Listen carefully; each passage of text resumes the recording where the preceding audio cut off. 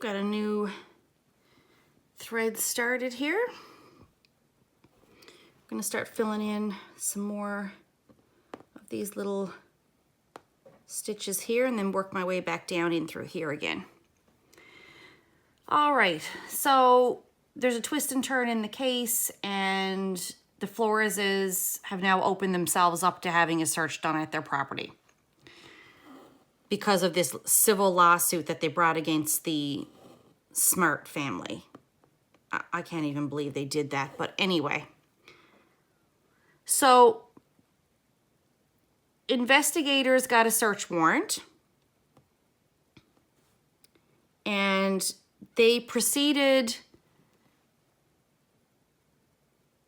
to go to her residence on March the 31st of 2007. So this is 1.5 years since Sue, I guess, opened her lawsuit. Okay, so in the process of this lawsuit, because we all know they don't, they're not over in a day.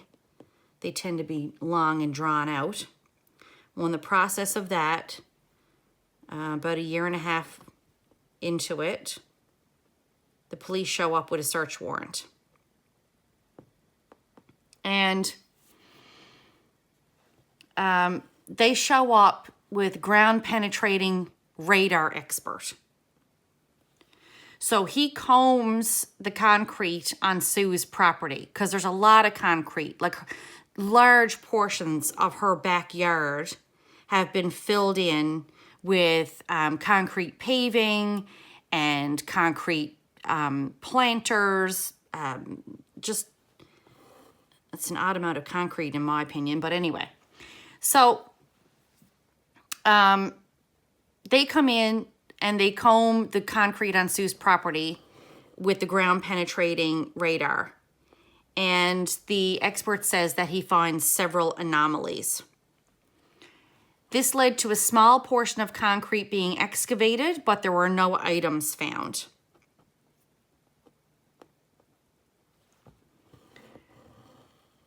Unfortunately, the search warrant did not give them permission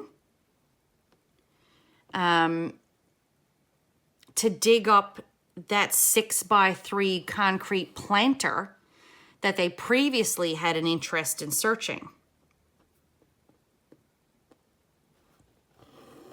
Nor were they able to search the ground with search it with ground penetrating radar. I think because the concrete walls of the planter were too narrow for the equipment. And so they couldn't get good readings there. There was also a garage that had been built on the property with a concrete and wire mesh floor. And that had been poured after Kristin's disappearance. They weren't able to dig up anything in that area, but they did find evidence of a small trench in the rear corner of the property. They found that evidence with that ground penetrating radar. So for the remainder of 2007, all the way through to 2010, very little progressed with the case. And although the police department was adamant that the case was still an open and ongoing investigation, to the public there seemed to be very little going on.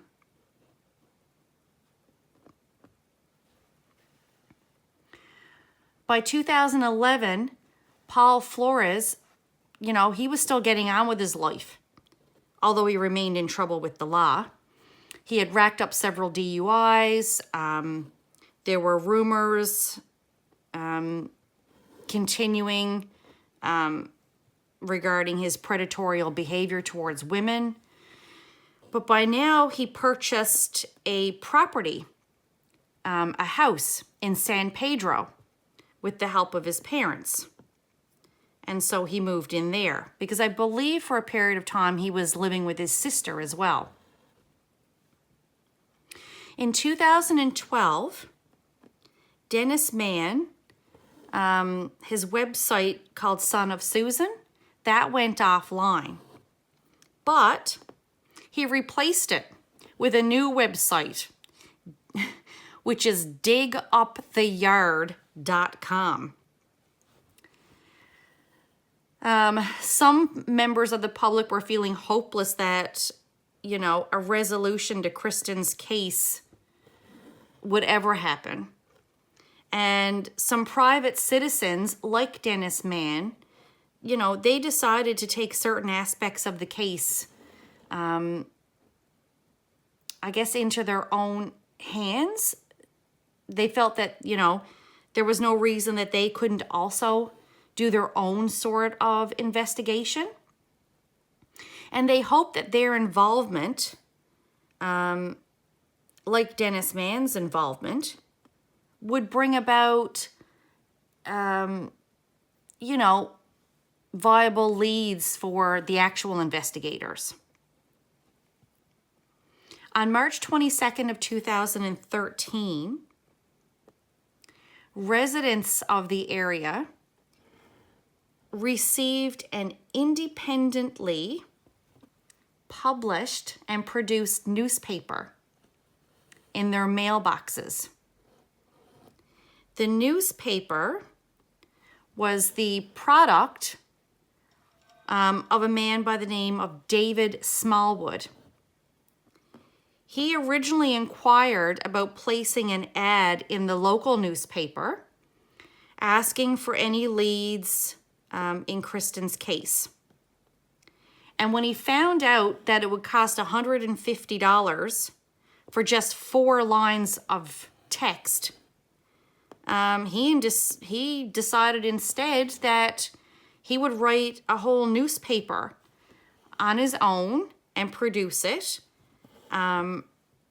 focusing on Kristin's case. So he did that, produced it, and sent it to all the mailboxes in the area. And it contained 8 pages of articles about the investigation. In 2014, a man by the name of Paul Dosty, and I think that's how his name is pronounced. So Paul Dosty got a copy of the paper that David Smallwood had produced. And Dosty was so impressed by that paper that he contacted David directly. He was retired from training dogs.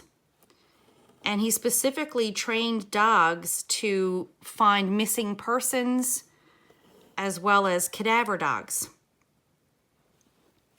So the two of them got permission, and in June of 2014, they got permission from the neighbor who lived next door to Sue Flores to search his backyard. And specifically, they could search that yard, the side of that yard that bordered the corner of Susan Flores's property.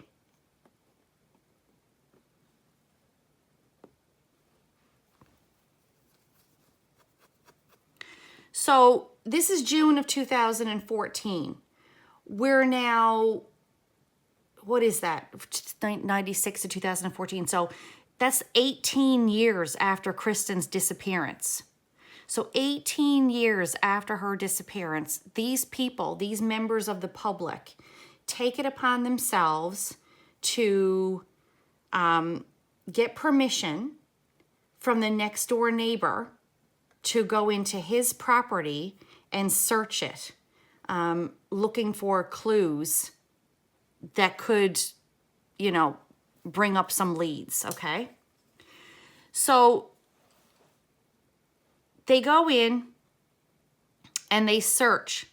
And in the same corner where the previous police dog search identified potential evidence of a possible cadaver having been at that location, Paul's dog, Buster, who was also retired, he alerted right away in that same corner of the yard where Susan had built her garage, or garage, however you want to pronounce that. So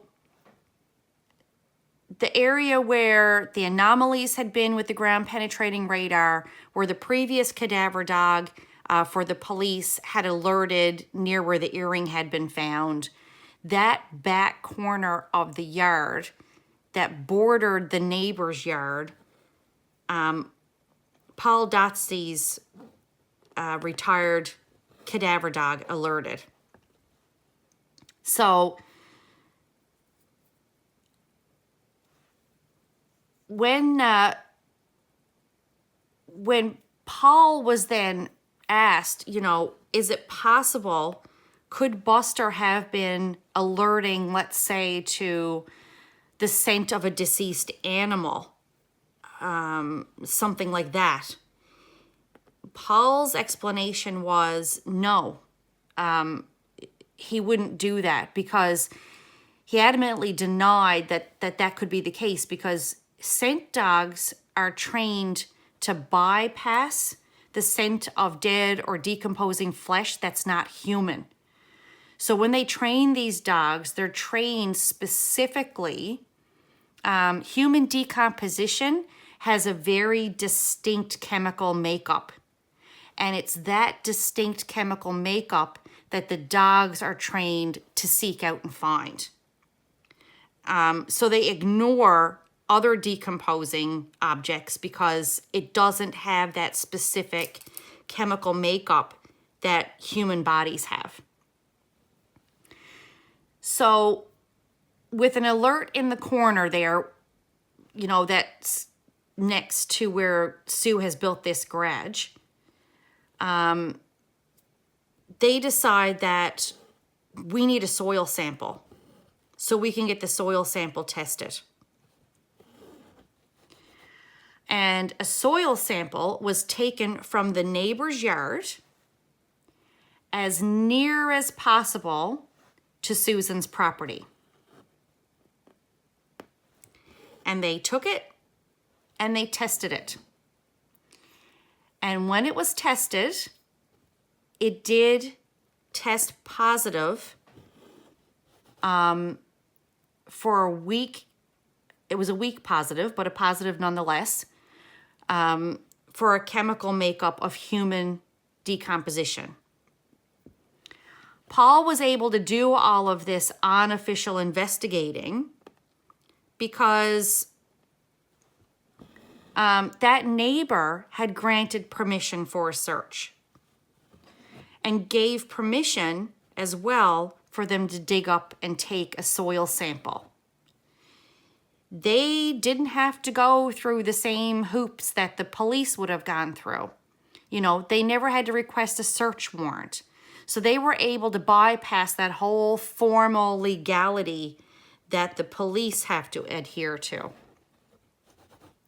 So after that second search with Buster in the neighbor's yard, and their findings, they actually shared them with the police, they expected that the police would get another search warrant for Sue's yard.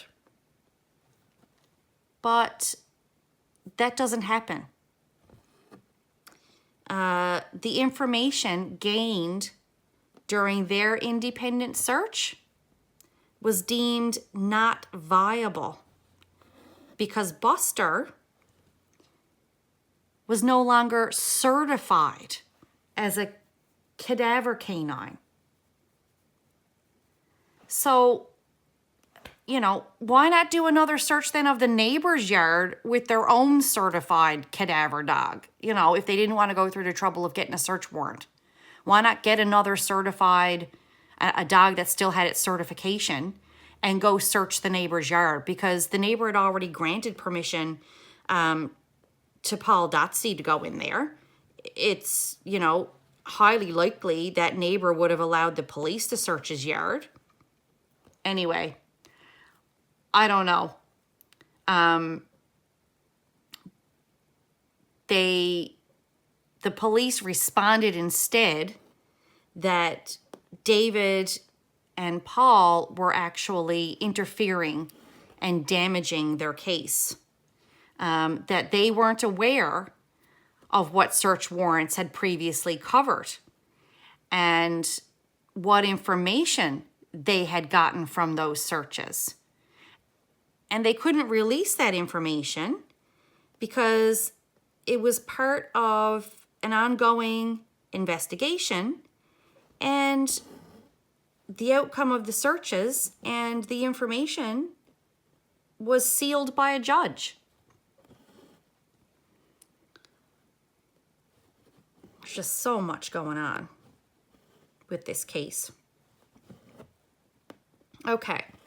So in regards to the investigation, the investigative documents being sealed by a judge. In the early 2000s, so we're going to back up a bit here now. In the early 2000s, the Smarts had filed a special subpoena with the court. It's a subpoena that's called a subpoena duce tecum. That subpoena specifically sought disclosure of records of the investigation because the sheriff's office was not sharing information on the investigation with the Smarts. The request was denied in court because the investigation was ongoing and active, and it was ruled in the court that the public's interest in protecting the integrity of the investigation outweighed the Smarts' right to know the details. Once a year, there is a standing court date to appeal that decision. And in 2007, a judge again denied the request, but this time the judge conceded that the case was unusually slow moving and requested a review to be done by September the 20th of 2007.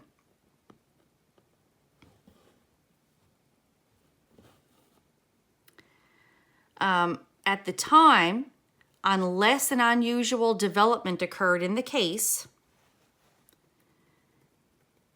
the case would be declared cold. So then the Smarts could gain access to the documents. In December of 2007, the judge ruled that the case files were to be released. But unfortunately, that ruling got overturned. So again, no documentation released. So that's why all of this information, any information regarding the search warrants, any information regarding evidence that had been collected, any documents regarding interviews or what had been done with the investigation, everything was still sealed.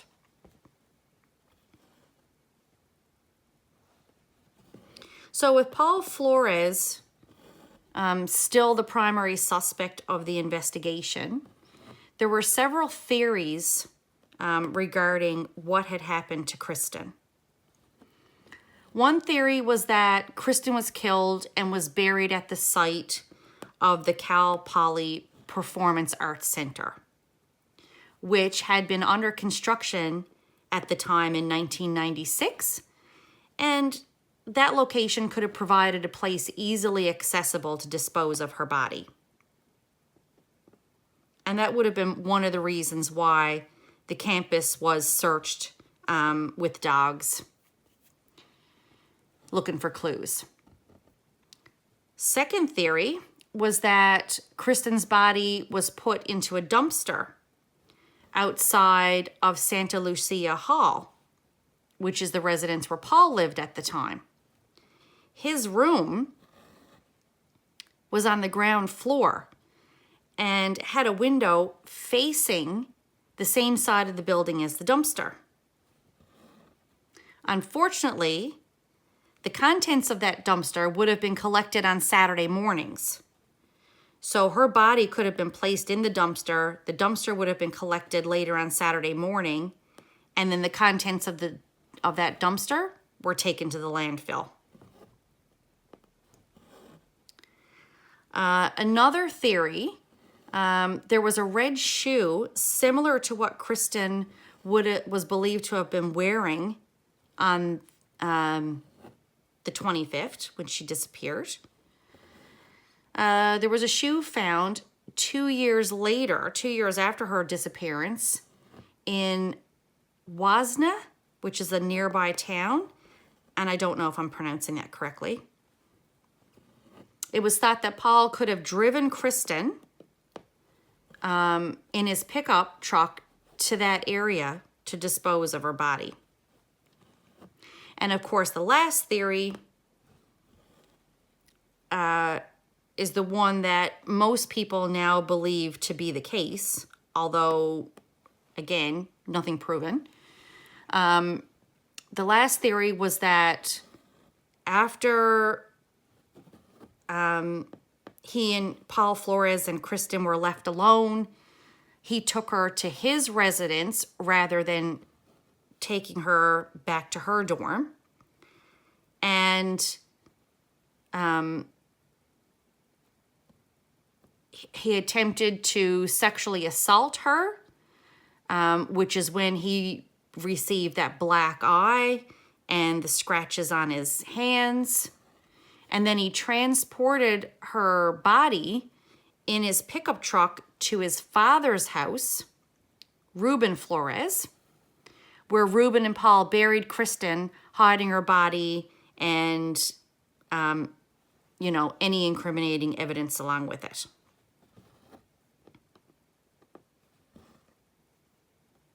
So we're up to 2014. This search was done by Paul Dotsey and his dog of the neighbor's yard. So let's backtrack again. We're going to backtrack now to 2011 for just a moment. So in 2011, a new sheriff for San Luis Obispo took over. His name was Ian Parkinson. His appointment seemed to breathe a bit of new life into Kristin's case, which in the public's eye at this point had seemed to have become dormant, right? Although the police, they always maintained that it was an open and active investigation.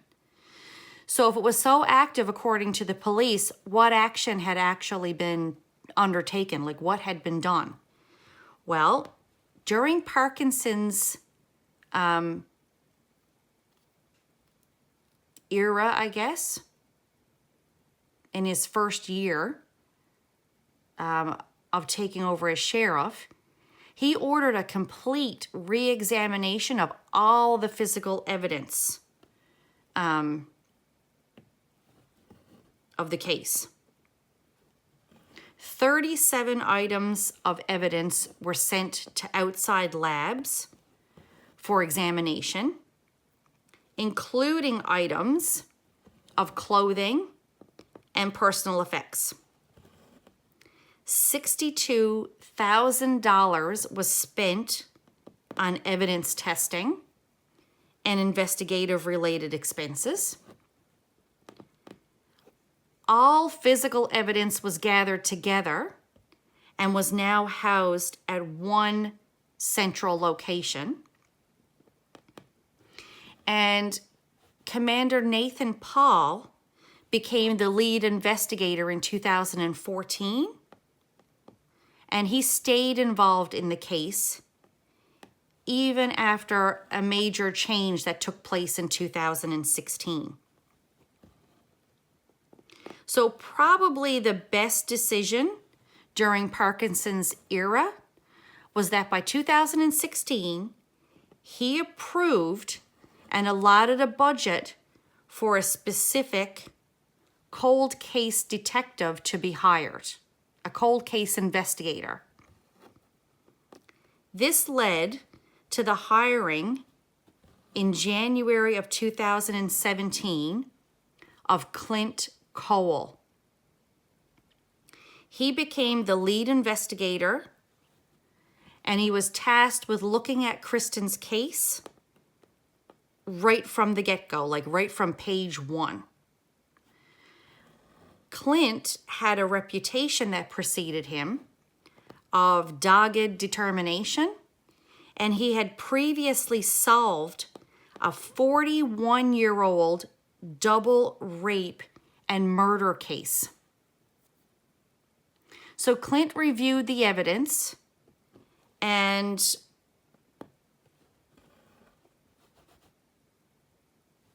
although, the public outside eyes thought the case was fairly quiet from 2017 to 2019, there was actually a lot going on behind the scenes.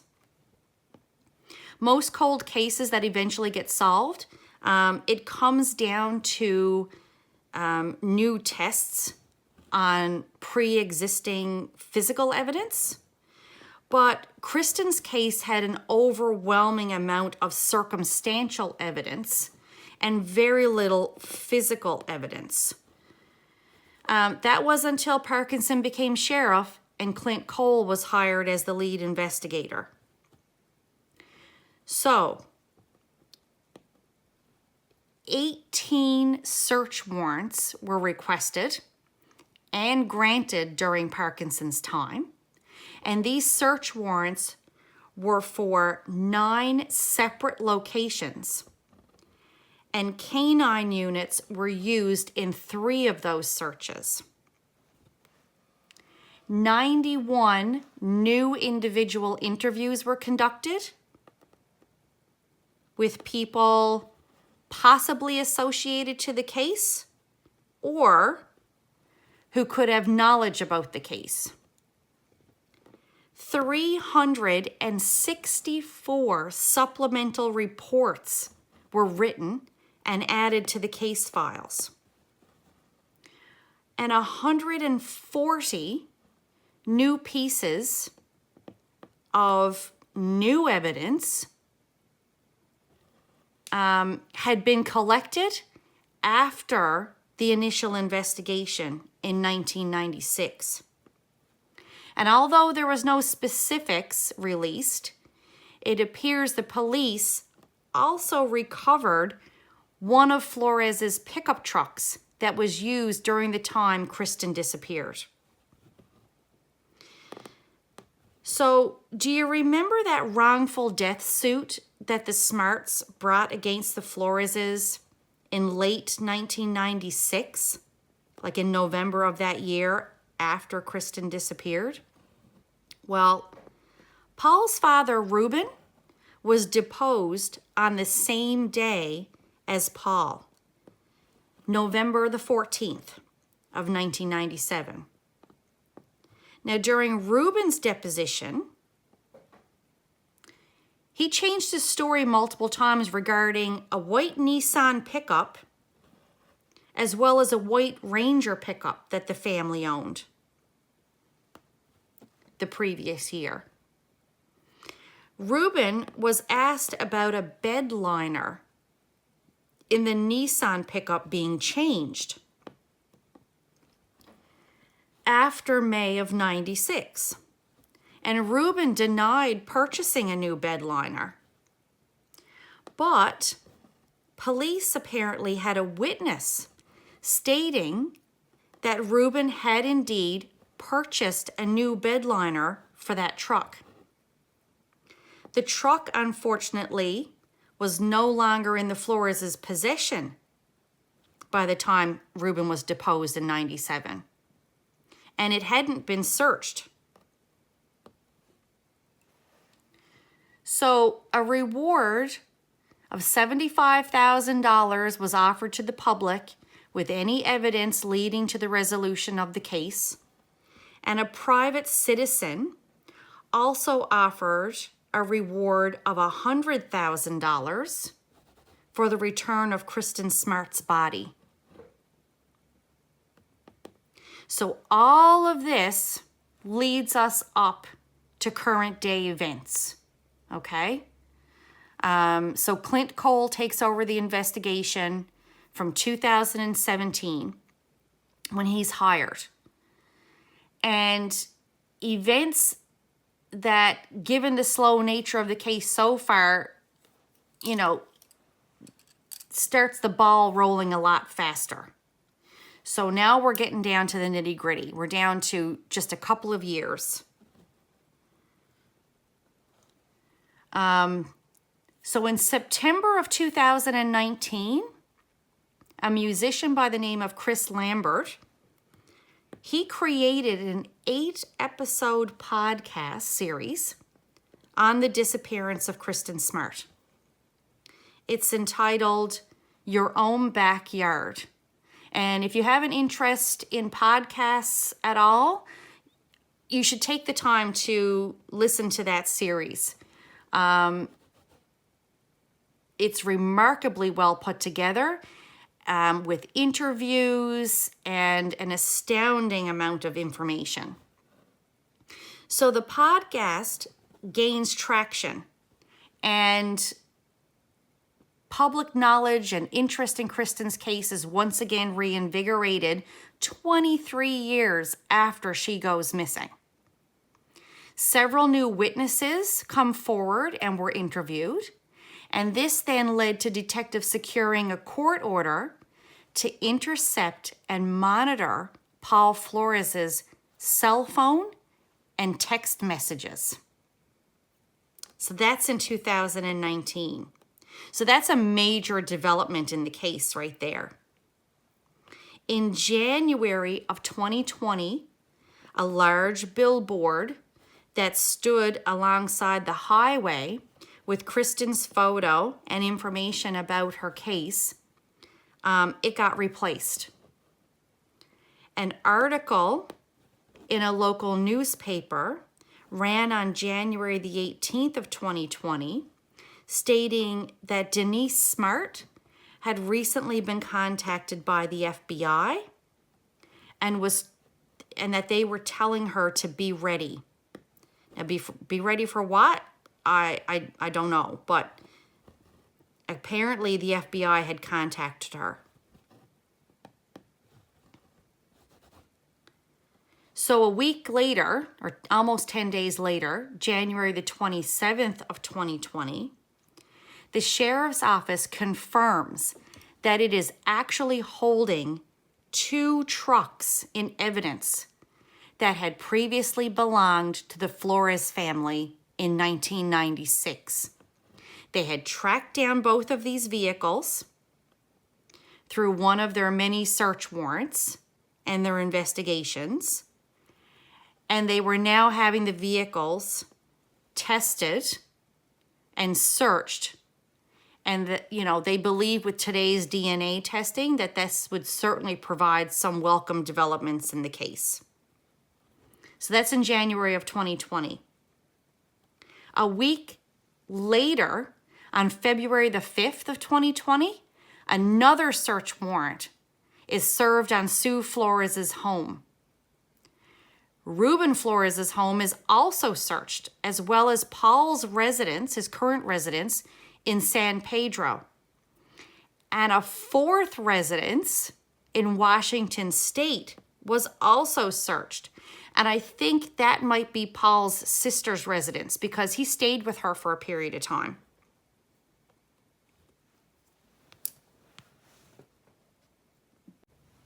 Okay, So I got another thread started. I'm moving right along. I'm getting lots of this filled in. So we're getting down to the crux of the case now. We're down to the last, the last 2 years here, right? So they searched those 4 residences.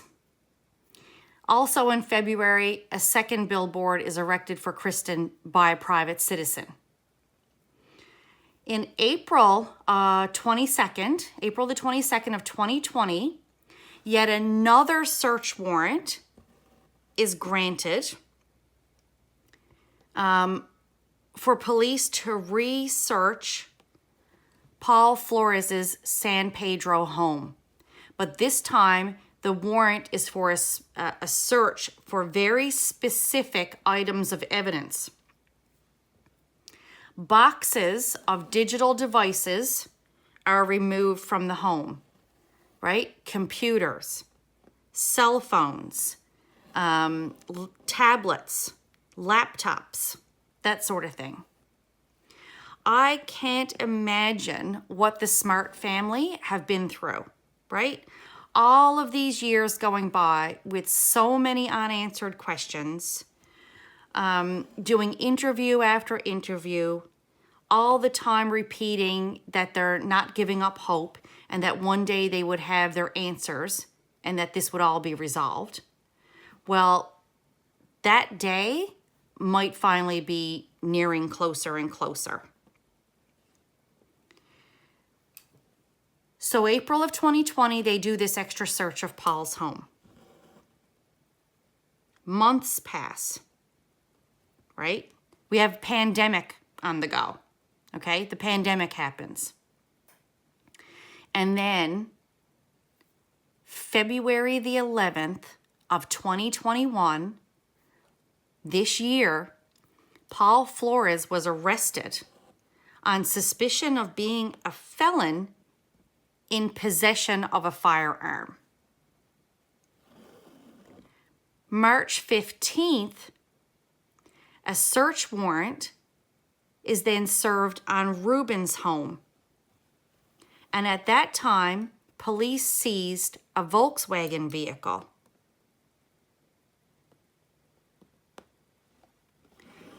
And then on April 13th of this year, which was just a month ago, Paul Flores and his father, Ruben, were both arrested and taken into custody. 25 years after Kristin's disappearance. Their homes were searched again, and investigators found numerous subsequent items of interest. The prosecutor for the case made an announcement that there was strong evidence to suggest that Kristin's body had been buried at some point beneath the back deck of Ruben Flores's house, and that it had subsequently been moved. They had evidence found with the aid of cadaver dogs as well as ground penetrating radar. Paul Flores was charged with first-degree murder, and Ruben was charged with being an accessory. On April 15th, they both entered pleas of not guilty. And although Ruben was released on bail, Paul was held without bail. I mean, I can't even imagine what the Smarts must be going through. So the theory is that Paul did indeed kill Kristin during or after attempting to sexually assault her in his dorm room, and that her remains were taken to Reuben's home where she was buried for a period of time. But after one of the initial searches that the police conducted, her remains were subsequently moved. San Luis Obispo County Sheriff's Office filed a report stating that investigators are in possession of biological evidence that makes them believe the victim was buried underneath Reuben Flores' deck at one time. An excavation below the deck showed damning evidence that a body had indeed been buried at that location and then subsequently removed. Because they believe the murder occurred as a result of or during a sexual assault, they were also asking anyone with information about other assaults committed by Paul Flores to come forward. And the most recent development to this case only just occurred in the last couple of days. A lawyer acting on behalf of the Smarts filed another civil lawsuit on April 22nd against Reuben Flores for intentional infliction of emotional distress. The lawsuit was filed less than 24 hours after he was released because he was able to post bail. The lawsuit actually proposes that under the cover of darkness, Reuben, along with 2 accomplices, moved Kristin's remains as recently as February of 2020. On May 7th, which was just like last week, the 2 accomplices were finally named. And they were named as Susan Flores and her boyfriend, Mike McConville. So Paul and Reuben are due back in court for preliminary hearings on May 17th. That's Monday, like 2 days from now. You can be sure that I'm going to continue to follow this case. It is so important that justice is served for Kristin, even if it is 25 years later, and that the Smarts know that their daughter was never forgotten about. Well, this indeed has been an epic episode. I hope you enjoyed the content. I have to say there was so much information to sift through that I had a difficult time trying to figure out an appropriate way to present it and to put it in some sort of order that was going to make sense. Please give my video a like and subscribe to my channel so you don't miss out on any upcoming episodes. I upload coffee, crime, and craft videos every second week, and I post regular update videos on my various crafts every few weeks as well. I'm actually doing daily vlogs right now, showing my stitching progress on this particular piece for the month of May as I focus on a finish for it. I hope to have it completed before the month is over. If you would like to support my channel and the time it takes me to research these cases and prepare each episode, feel free to check out my Buy Me a Coffee page. I have a link in the description box below. A coffee is always appreciated.